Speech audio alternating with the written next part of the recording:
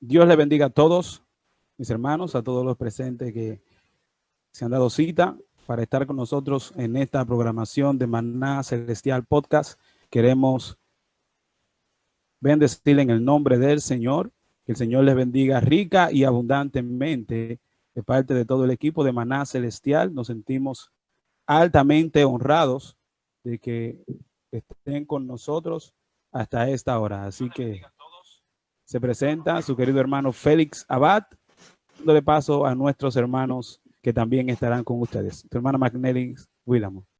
Dios les bendiga a todos mis hermanos. De este lado estamos sumamente bendecidos, contentos, emocionados por la maravillosa oportunidad de poder compartir la palabra del Señor juntos y a ustedes para la gloria y la honra del Señor.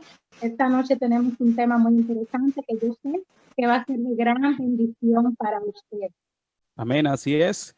Nos llenamos de gran gozo de que ustedes puedan estar con nosotros. Pero antes de iniciar, ya se acabó la espera. Yo sé que algunos estuvieron en línea esperando unos minutos, pero ya estamos con ustedes. Queremos presentar también a nuestro pastor Daniel Rosell, que nos acompaña en este gran equipo de Maná Celestial. Vamos de inmediato a proceder con el tema que nos compete en el día de hoy. ¿Pasará la iglesia por la gran tribulación? ¿Pasará la iglesia por la gran tribulación? Es un tema que nos compete a todos. Antes de iniciar, yo quiero que usted ponga ahí lo que usted cree para así entonces dar inicio a este gran tema del día de hoy. Hoy por hoy hay miles de iglesias, personas, hermanos que han creído en el Señor fielmente, predican la palabra de Dios día tras día, han creído en la gran comisión que Jesucristo dejó de predicar el evangelio a toda criatura. Pero no obstante, hay muchos que ignoran las profecías que están en la Biblia, los temas escatológicos, y es de vital importancia conocer la escatología porque en ellas está el plan de Dios para nuestras vidas. Así que tu hermana Marlenis ha preparado una introducción para todos ustedes, la cual queremos que atentamente escuchen la importancia de los temas escatológicos. Amén. Es de suma importancia a nosotros poder estudiar y comprender los temas escatológicos, ya que ellos nos muestran cuál es el plan de Dios para el futuro, en qué posición está usted como iglesia, como cuerpo de Cristo, en qué posición está el pueblo de Israel, en qué posición está el mundo. Es sumamente importante también porque así nosotros podemos prepararnos para lo que se aproxima. Amén. Hoy por hoy hay miles de congregaciones que están dejando de predicar las profecías bíblicas.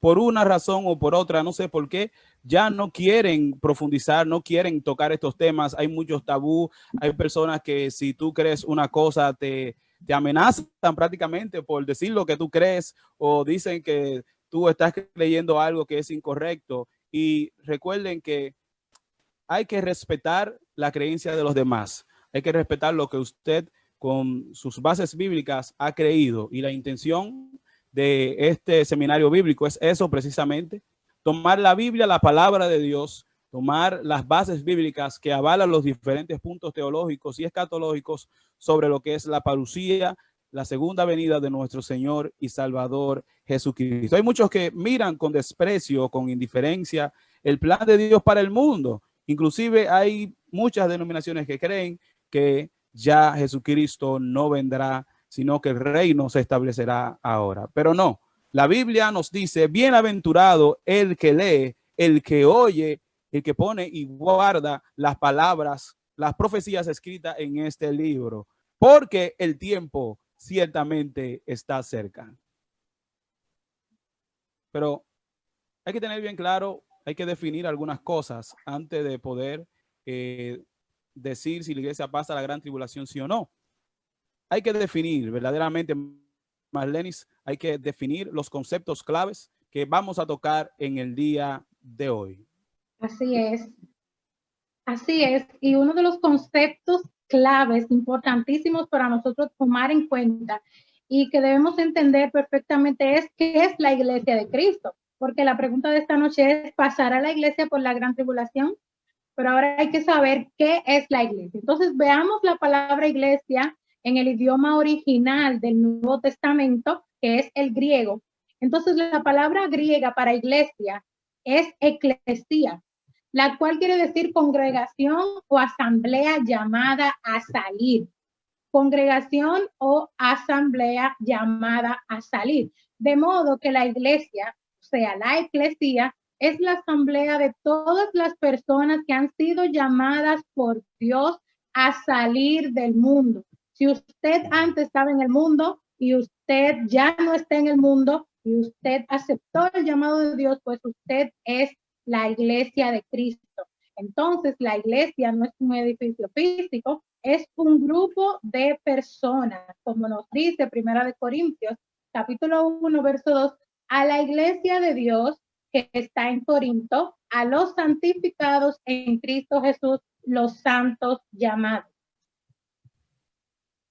Amén. Es importante que entendamos bien que la iglesia no es una edificación literal, la iglesia es el pueblo de Cristo y por eso hacemos referencia a Corintios que habla que es los santos es el pueblo de Dios. Usted, querido hermano, que está sintonizando ahora mismo esta programación, que vive en santidad, que se ha apartado para vivir para Jesús, que Cristo mora en su corazón, usted es la iglesia de Cristo. Yo soy la iglesia de Cristo y es demostrado que nosotros estamos viviendo para encontrarnos con él. Por eso él dijo que él vendrá a buscarse a él mismo. Nosotros somos su cuerpo y él es la cabeza. Somos uno en Cristo Jesús. Pues es bueno continuar con esta programación y quiero que nuestra hermana María, ella nos va a ayudar con esta definición que nos sigue. Y es que hay que definir bien porque hay dos términos para hablar de tribulación. La Biblia habla de tribulación y también habla de gran tribulación. ¿Es cierto, María? La tribulación es la aflicción, la pena o la congoja que padece o que ha pasado o que está pasando por un evento desafortunado. La tribulación puede hacer referencia a un sufrimiento interior relacionado con un dolor, producto de una conmoción o una gran angustia. Tenemos en 2 de Corintios, capítulo 4, verso 17, porque esta leve tribulación momentánea produce en nosotros un cada vez y más excelente y eterno peso de gloria. Es sumamente importante saber que hay una diferencia entre tribulación y gran tribulación. Así es. Nuestra hermana María, si está ahí con nosotros, creo que ella amplía un poquito de esto. Y es que, como bien dice acá Corintio, también otro pastor que está en línea, hay o los cristianos que estuvieron en la era pasada, vivieron muchas tribulaciones desde que Jesucristo ascendió al cielo hasta los días que estuvieron en la tierra. Padecieron tribulaciones, padecieron muchas persecuciones que también pueden llamarse tribulación sin ser parte del plan futuro de Dios de derramar su ira. Hermano pastor, María. Sí, es importantísimo que destaquemos y es tribulación. Los creyentes pasan por sangre ni carne. O sea, no es la gran tribulación. Mateo 24, 21 nos dice, porque habrá entonces gran tribulación, cual no la del mundo hasta ahora, ni que es ese tiempo donde pasarán esos 7 años terribles sobre la faz de la tierra. Así es. Claro, hay una gran diferencia. Incluso en los acontecimientos para uno y para otro son totalmente diferentes. Pero es importante saber esto. Si usted está pasando una tribulación, cualquiera que sea, usted también debe de saber que Jesucristo dijo que en el mundo tendréis aflicción, pero confiad, yo he vencido al mundo. Usted no se quedará pasando congoja, usted no se quedará pasando pena. Amén. Dios mismo le proveerá también una salida a esa tribulación si es su voluntad. No decimos con esto que, como decía nuestro pastor, hubieron muchos creyentes en Dios que fueron mártires, que murieron a causa del evangelio. Claro, eso también pasa en la tierra, pero Dios también, Él tiene una salida para muchas de nuestras tribulaciones aquí en la tierra. La Biblia dice que a veces somos perseguidos, mas no desamparados. Entonces hay que tener muy pendiente esto, Son dos cosas diferentes, pero a esta leve tribulación momentánea solo produce en nosotros un más y cada vez excelente eterno peso de gloria. Y eso no lo podemos olvidar. Pero bien, tenemos más términos por definir acá, y ya este no es tribulación, es más bien la gran tribulación. Hasta decirlo es un poco más grande, ¿verdad, Maglenis? Así es. La gran, ya no es la tribulación, es la gran tribulación. Algo que supera la tribulación. Así es, si alguno de ustedes también tiene una definición para lo que es tribulación o gran tribulación, quisiéramos que la pongan acá en los comentarios. También lo tendremos pendiente para tomarlo como aportaciones en esta parte del estudio. La gran tribulación es el periodo de la historia de la humanidad, oiga bien, anunciado por Jesucristo a sus discípulos. Él lo anunció en el Monte de los Olivos. La profecía de Jesucristo aparece en el Evangelio de Mateo, específicamente en el capítulo 24 en adelante. Y dice de esta manera: porque habrá entonces gran tribulación, cual no la ha habido desde el principio del mundo hasta ahora, ni la habrá.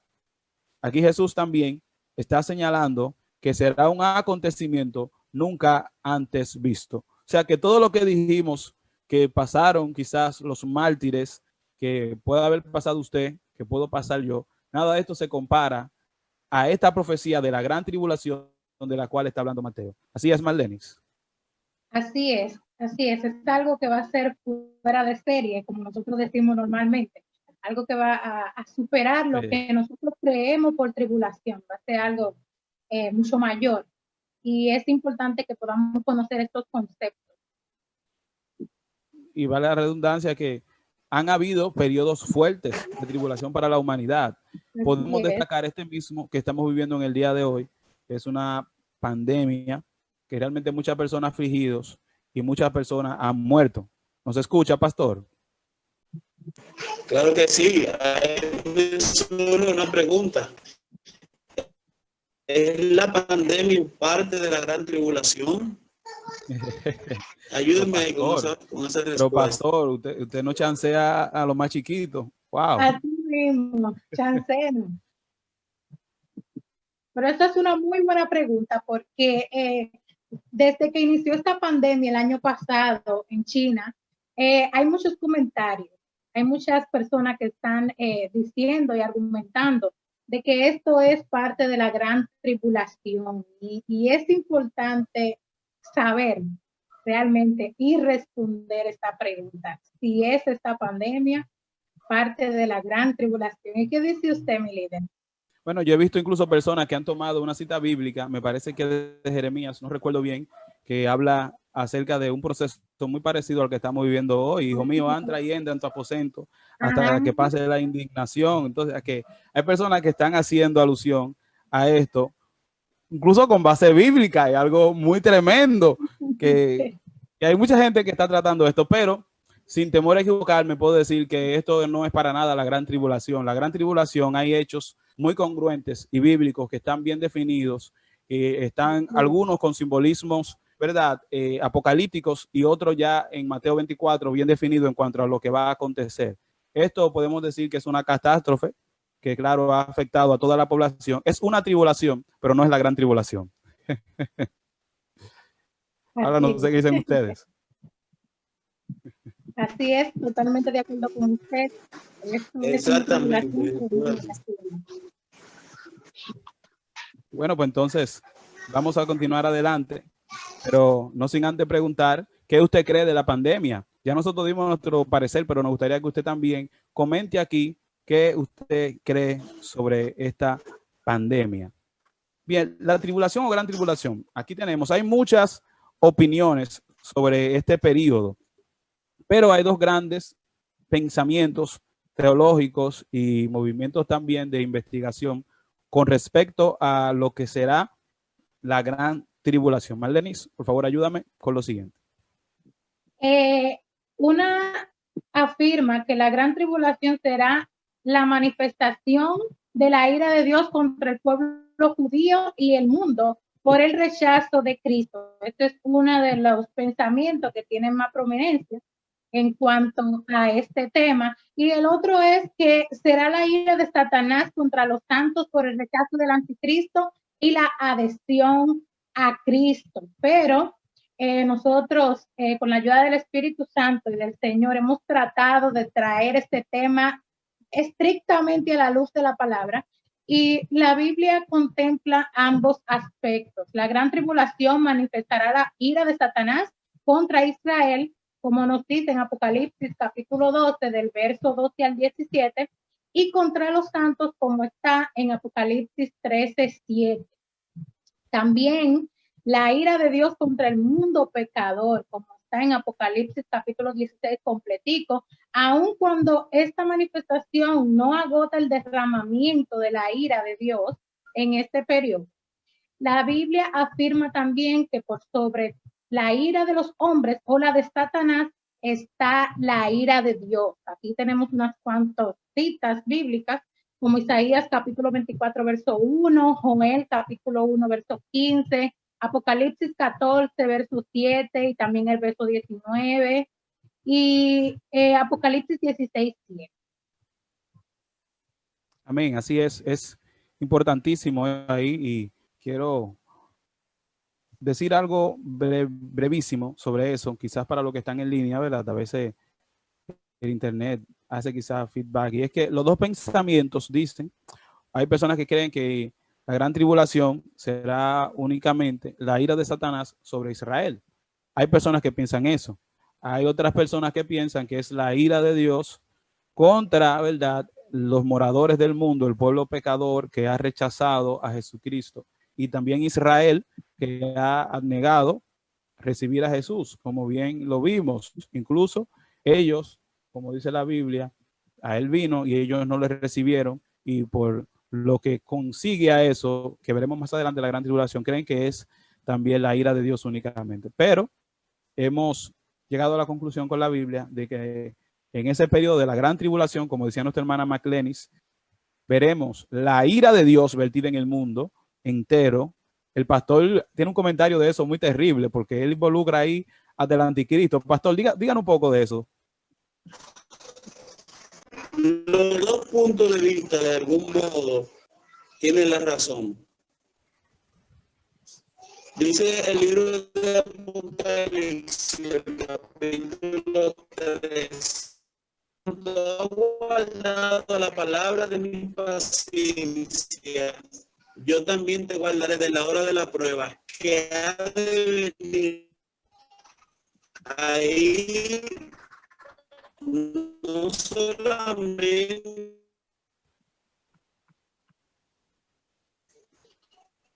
porque el epicentro de la, sin embargo, la hora de la prueba de Cristo, imagínense, el Espíritu Santo tampoco estará, él va a gobernar. El enemigo no tiene. Yo creo que la parte más fuerte, el derramamiento de las copas de la ira de Dios sobre la tierra. Muy fuerte, las porque copas. De la mano del enemigo, pues, posiblemente nos pueda sacar Dios. Pero de la mano de Dios, ¿quién puede librar a alguien de la mano de Dios? Entonces las copas de la ira de Dios sobre la tierra será algo terrible. No se puede comparar con, no se puede hacer comparación con pandemia ni nada de eso. Será una tribulación tremendo, así mismo, cual nunca la ha habido ni la habrá. Tremendo, tremendo, pastor. Por eso es que hay que tratar de estar en sintonía con Dios, porque no creo o no queremos estar en eso.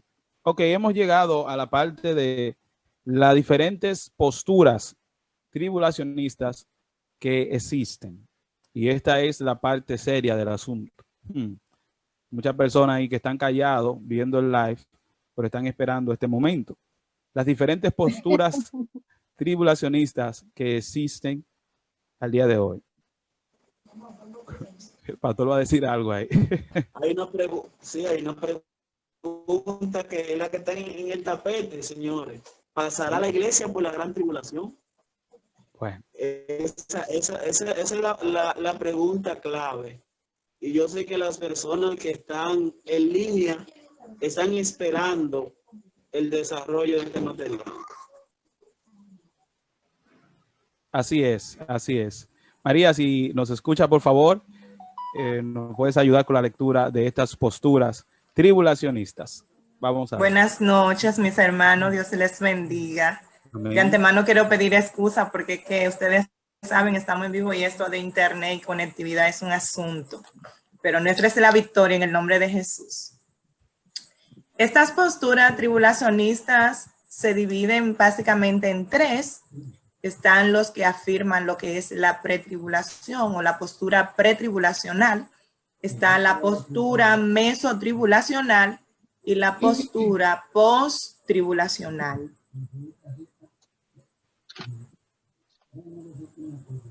Vamos a definirlas.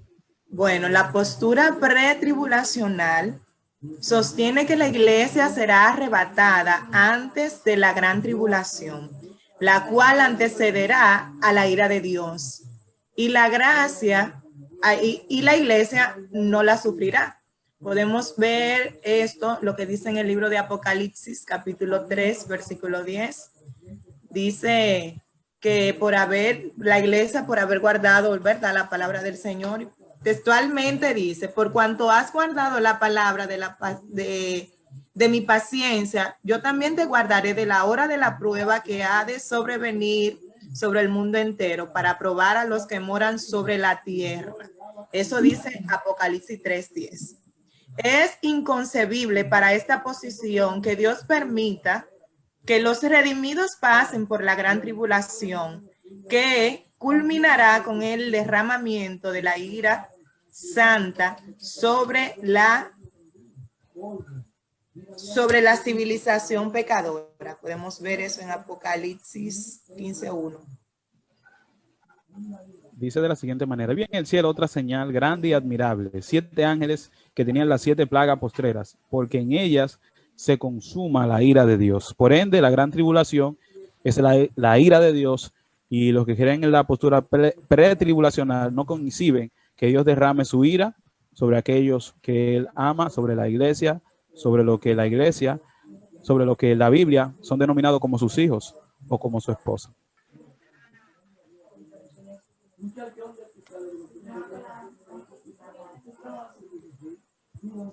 La postura mesotribulacional enseña que la iglesia será raptada a mediados de la tribulación, exactamente antes de que los vasos de la ira de Dios sean derramados sobre los incrédulos, y que la iglesia sufrirá la ira del hombre, pero no la ira de Dios. Así se explicaría la repetición de los 3 años y medio. Está en Daniel, podemos ver una cita que habla eso, Daniel 7:5, 11:9, Apocalipsis 12:14, Apocalipsis 13:5, entre otros, que son la mitad de una semana apocalíptica. Tal punto de vista, no obstante, destruye el concebido punto de la incertidumbre en cuanto a la parusia. El Señor no regresará, según esta interpretación, hasta que el anticristo y la gran tribulación vengan sobre el mundo y la iglesia, inmediatamente antes del día de la ira de Dios. Segunda de Tesalonicenses 21-12.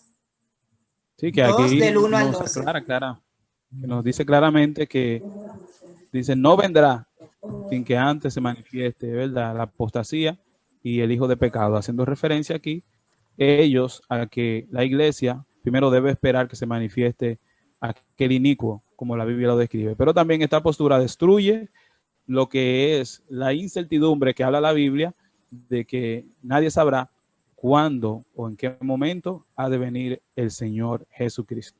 Pero vamos a seguir adelante. Nuestra hermana McLenis nos puede ayudar con esta postura post-tribulacional.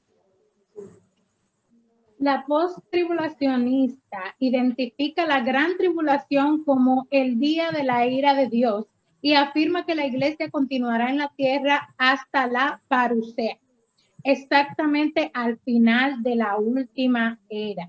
Es importante destacar antes de continuar que la palabra parusia es una palabra griega que significa presencia o venida y que alude al retorno de Cristo al final de los tiempos. Amén. En ese instante, la iglesia será arrebatada en las nubes, según la postura post-tribulacionista, para encontrarse con el Señor en el aire. La iglesia sufrirá hasta el final de la aflicción bajo el anticristo y será diezmada. Esta posición no hay distinción entre Israel y la iglesia. Además de esto, desaparece también el aspecto sorpresivo de la segunda venida de Cristo. No, Cristo no vendrá, sino hasta que toda una serie de señales se hayan cumplido. El tiempo, la constante tribulación de Israel en el Antiguo Testamento sirve de modelo para la necesaria tribulación de la iglesia en el Nuevo Testamento, según esta postura. Sí, es interesantísimo. Nosotros necesitamos eso. Sí, esas son las definiciones, son las diferentes definiciones de estas posturas escatológicas que tiene cada grupo que decide creer en algunas de ellas. Aquí está la definición con su base bíblica. Usted la puede ampliar si usted quiere para verla más detalladamente, pero es importante que antes de pasar a lo que sigue, usted sepa que aquí es que está la base de eso. Cada una de estas posturas, pastor, tiene su base bíblica para decir o para avalar que creen esto. Entonces eso hace aún más difícil decir si la iglesia pasa por la gran tribulación o no. Entonces, si cada uno tiene su base bíblica, yo no puedo refutar con mis palabras de que sí o no. Yo tengo que utilizar la Biblia, que es el manual que tenemos para poder decir o para poder expresar lo que uno cree conforme a las posturas escatológicas. Ahora bien, nosotros lo vamos a ver y lo vamos a demostrar. ¿Qué cree usted, pastor? ¿Qué cree usted, María? Hay diferentes posturas. Claro que sí, claro que sí. Sí, pero la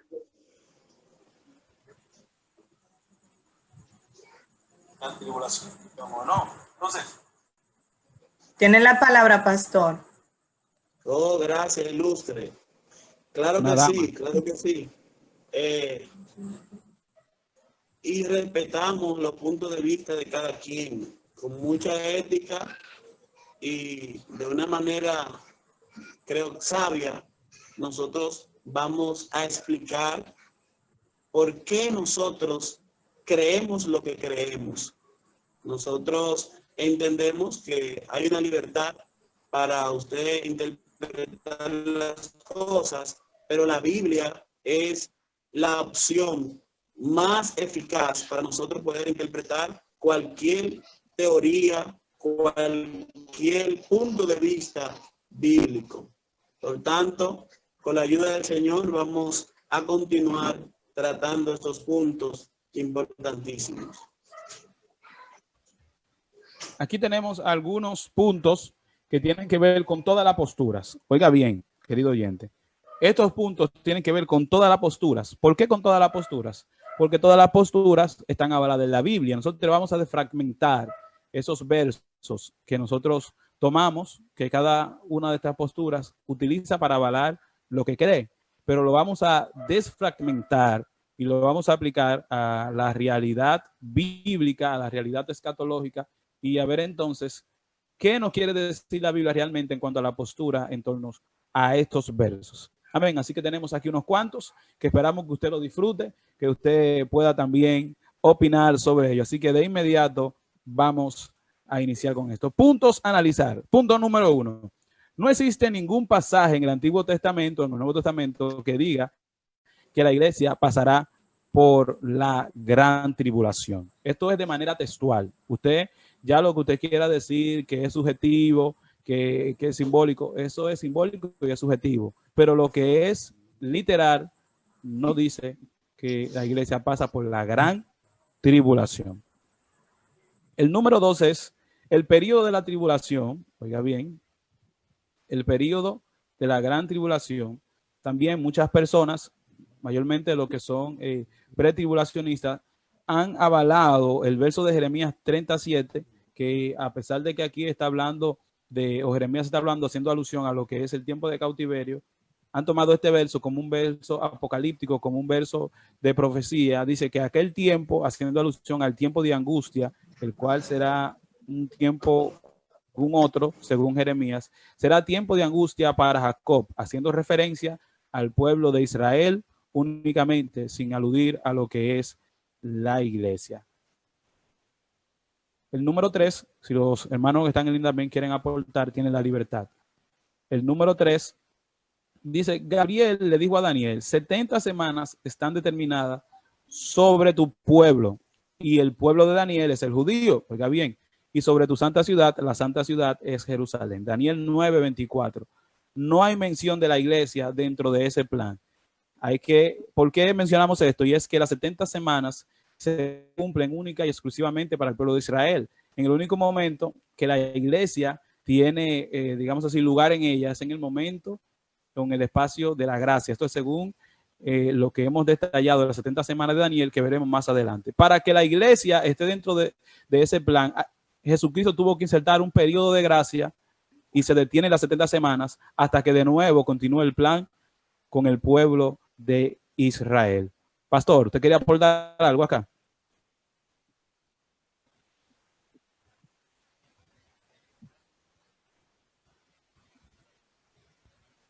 No, continuamos adelante. Sí, concerniente a ese punto, bueno, ya me gustaría esperar que entremos a la 70.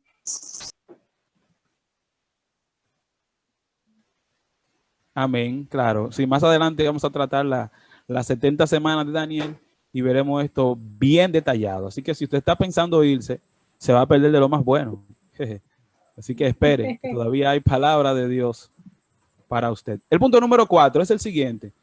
Dice, la iglesia no tuvo parte en las primeras 69 semanas y no tendrá ninguna parte en la 70ª semana, es decir, las 70 semanas, el periodo de la tribulación. Esto también es un punto que se toma en consideración en cuanto al punto pretribulacional. El punto número 5 es el libro de Apocalipsis. Oiga bien, hay algunos que hacen alusión a un tipo de rapto cuando Dios lleva a Juan al cielo. Eso es en el capítulo 4 de Apocalipsis. Eso es también una analogía que toman muchas personas haciendo alusión al punto pretribulacional en cuanto al rapto. Eso es una ideología, oiga bien, que toman algunas personas. Algo importantísimo también es que usted debe de entender que Apocalipsis, desde el verso 1 hasta el verso 3, menciona el nombre de la iglesia alrededor de 20 veces. A partir del capítulo 4 en adelante se deja de mencionar hasta el capítulo 19, haciendo alusión también que hay una pausa en cuanto a la iglesia. Pasamos a los siguientes puntos y tenemos a nuestra hermana Maglenis con nosotros. Así es, el número 7, este punto me encanta y dice, el periodo de la tribulación es llamado en la Biblia un día de ira, como dice Sofonías capítulo 1, verso 15. Pero la Biblia dice, Dios no nos ha puesto, o sea, a nosotros, la iglesia de Cristo, para ira, como dice Primera de Tesalonicenses capítulo 5, verso 9. El punto número 8 dice, el periodo de la tribulación es llamado en la Biblia un día de la ira, pero la Biblia dice que Jesús nos librará de la ira, nos librará de la ira que venía, librará a la iglesia de este periodo de tribulación. Como dice 1 Tesalonicenses 1:10, Dios ha prometido en su palabra a todos los que somos parte de su iglesia que nos librará de esta gran ira que viene sobre el mundo entero. Y como nosotros dijimos al principio, la tribulación como nunca se ha visto en el mundo. El punto número 9 dice, con respecto al rapto o arrebatamiento, la Biblia dice, consolaos unos a otros con estas palabras. En 1 Tesalonicenses capítulo 4, número 18. No hay consuelo en la enseñanza que la iglesia atravesará parte o todo el periodo de la tribulación. Es así, de que la Biblia nos dice que nos conformemos con esta palabra y al final nos toca ira y juicio. El número 10 dice, Jesús le dijo a la iglesia en Filadelfia, por cuanto has guardado la palabra de mi paciencia, yo también te guardaré de la hora de la prueba que ha de venir sobre el mundo entero, para probar a los que moran sobre la tierra, como nos dice Apocalipsis 3:10. Dios prometió mantener a los miembros obedientes de la iglesia fuera del periodo de la tribulación. Amén. Amén. Amén. Okay.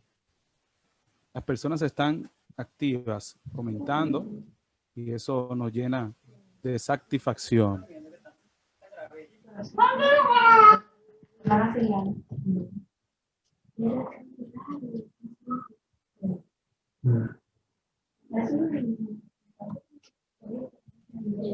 Hay quienes están comentando también en línea sobre la gran tribulación. Queremos destacar a nuestro hermano David Familia, el maestro también, que Dios le bendiga grandemente. Nos hace alusión a la gran tribulación, diciendo la gran tribulación es el juicio divino de Dios sobre la humanidad que no aceptó a Cristo, oiga bien, como su Salvador, por un periodo de 3 años y medio, y en la segunda etapa de los 7 años del gobierno del anticristo, donde serán desatados los 7 sellos, se tocarán las 7 trompetas y se derramarán las 7 copas de la ira de Dios, que también veremos más adelante. Esto es interesantísimo, pero seguimos adelante con lo que nuestra hermana María ha venido detallando, que está sumamente claro todo esto que vemos aquí en este panorama que tenemos de puntos a analizar. Usted podría, mi hermana, poder repetir el punto número 12, por favor. Me lo están pidiendo acá. El punto número 12. Sí, ahí está. ¿No lo hemos leído el 12? Continúe con el 11 entonces. Acá me lo escriben. Adelante, María. Bien. De acuerdo con la Biblia, las bodas del Cordero se llevarán a cabo en el cielo antes que Jesús regrese a pelear la batalla de Armagedón al final del periodo de la tribulación. Eso lo podemos ver en el libro de Apocalipsis, capítulo 19, desde el versículo 7 hasta el 21. Esto significa que la iglesia irá al cielo, o sea, será arrebatada para las bodas del Cordero antes de la segunda venida. Veremos la prueba de esto más adelante en el panorama escatológico. El 12 dice, el fin de la era será como los días de Noé. Mateo 24:37. Noé y su familia fueron removidos de la tierra, o sea, entraron al arca antes del diluvio. Algunos creen que esto significa que la iglesia será removida de la tierra antes del juicio de Dios, es decir, será arrebatada antes del periodo de tribulación. Podemos ver esto que lo avala el libro de Génesis, capítulo 7, versículo 23. El María, fin de la era será... Ajá. Disculpe que le interrumpa y quiero tomar un minutico para hablar de eso, si usted no lo permite. Si usted es una dama. Oh, pero claro, líder. Claro, mi pastor sí. también está en línea. Y es que, oye, me llama mucho la atención de que escucho siempre predicadores decir, la venida del Señor será como los días de Lot. La venida del Señor será como los días de Noé. Y hacen referencia a que la gente vivía de una manera muy desatinada, de una manera muy a su manera, ¿verdad? De una manera muy pecaminosa, valga la redundancia. Pero nadie hace referencia a que Dios salvó a los que sí vivían bien. Entonces, ¿por qué se toma lo que fue malo, pero no se le hace referencia a lo que fue bueno? Entonces, eso no tiene simbolismo. Díganme ustedes. Buen punto, mi líder, buen punto. Nosotros vemos en las escrituras, en la palabra de Dios, cómo el Señor libró a Noé y a su familia. Y vemos cómo estaba la situación de las personas en ese tiempo, cómo ellos estaban airados con sus comportamientos, con su forma pecaminosa de vivir, y cómo Dios en su misericordia, dándonos ejemplo a nosotros y enseñándonos de que a sus siervos fieles Él está dispuesto a librarlos del juicio y de la ira de Dios por el pecado. Así es. Excelente comentario. Tu pastor trae por ahí una bazuca. Adelante, pastor. Quisiera, si me permiten, quisiera aportar algo también ahí, esa misma línea, ese mismo tenor, y es que Jesús, hablando de estos temas escatológicos, cita a Noé y cita a Lot. Y él nos dice que serán como en los días de Lot. Fíjense, amados, que en los días de Lot estaba pasando una situación sumamente difícil en Sodoma y Gomorra, y hubo una intercesión por Lot, donde Abraham empezó a interceder por Lot, que estaba en Sodoma y Gomorra. Y no solo por Lot, Abraham estaba intercediendo por si acaso habían personas que eran justas, para que no padezcan la ira de Dios en ese momento. Y Abraham comienza a preguntar si hubieran 20 ocasiones, dice que si hubiera esa cantidad, él perdonaría, hasta llegar a lo más mínimo. Eso no es entender que en los atributos de Dios hay una parte de gracia que Dios no permitirá que el justo padezca con el injusto. Por eso Dios le da la oportunidad a Noé de que pueda ser al junto de su familia en medio de lo que venía, que él pudiera ser un arca. Por eso, antes que llegara el momento, Dios ya se había llevado a Enoc. Enoc fue traspuesto, que es un tipo de la iglesia, fue traspuesto para no ver muerte. Y luego lo salió con su familia. Y creo que eso de algún modo nos dicta la voluntad de Dios para la iglesia. Dios es misericordioso y Él no va a permitir que el justo padezca al junto del injusto. Amén. Amén, pastor, interesantísimo. Así es. Tremendo aporte el que vemos aquí. Bueno, ya yo he aprendido muchísimo también y sé que ustedes también. Vamos a continuar adelante. Continúa usted, mi querida María. Bien, pues nos quedamos entonces en el punto número 13. Bueno, leímos esa parte ya. Como los días de Lot. Que es lo que hablaba nuestro pastor precisamente. Que es lo que hablaba nuestro pastor, exactamente. Estamos seguros de que Dios es un Dios de amor y de justicia y que Él no va a dejar, como decía el pastor, que los justos padezcan junto con los injustos. El punto número 14. Jesús estaba hablando acerca del periodo de la tribulación cuando dijo: orad en todo tiempo, que seáis tenidos por dignos de escapar de todas estas cosas que vendrán. Podemos encontrar esto en el libro de Lucas, capítulo 21, verso 36. Parece irracionable creer que Jesús le diría a la iglesia que ore por algo, o sea, escapar, algo que él no está dispuesto entonces a conceder. En otras palabras, no tiene sentido que Dios le diga a la iglesia que ore en todo tiempo para que seáis dignos de escapar de las cosas que vendrán, si él sabe que la iglesia verdaderamente va a estar en medio y no va a escapar. Entonces, es contradictorio y no tiene lógica. Claro. Definitivamente. Claro, porque si no Jesús le diría, oren por si acaso. Él no le dijo oren por si acaso, porque no fue un por si acaso. O le diría oren para que resistan la hora de la prueba.